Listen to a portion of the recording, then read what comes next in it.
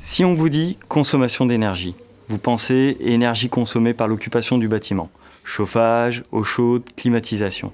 Mais il existe une autre énergie consommée, l'énergie grise. Voyons cela ensemble.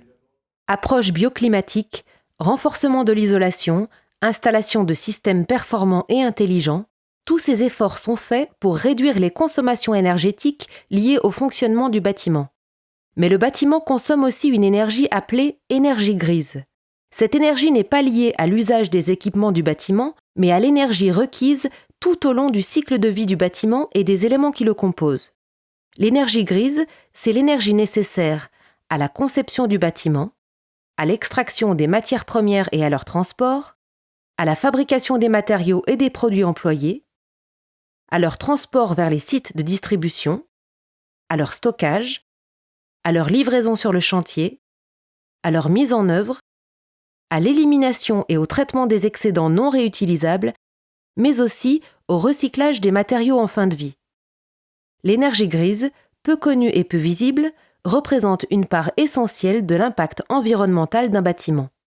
Aujourd'hui, lorsque l'on considère la totalité du cycle de vie d'un bâtiment neuf, la quantité d'énergie grise totale des matériaux et équipements mis en œuvre reste souvent bien plus élevée que la quantité d'énergie consommée directement par ces équipements techniques. Au-delà de l'affichage des consommations de fonctionnement, devenu obligatoire avec le DPE, l'indicateur énergie grise devient peu à peu un élément clé pour estimer la véritable empreinte environnementale d'une construction. Les matières à base végétale, comme le bois et la paille, s'illustrent par un faible niveau d'énergie grise. Les matières minérales, extraites mécaniquement comme le sable et le gravier, présentent aussi un bilan énergie grise favorable. En revanche, dès que les matériaux subissent des cuissons, comme par exemple la brique ou le ciment, le bilan énergie grise est gravement alourdi. Pour connaître la quantité d'énergie grise d'un matériau, certains fabricants renseignent des fiches d'information appelées FDES, disponibles gratuitement sur le site internet base-ignes.fr.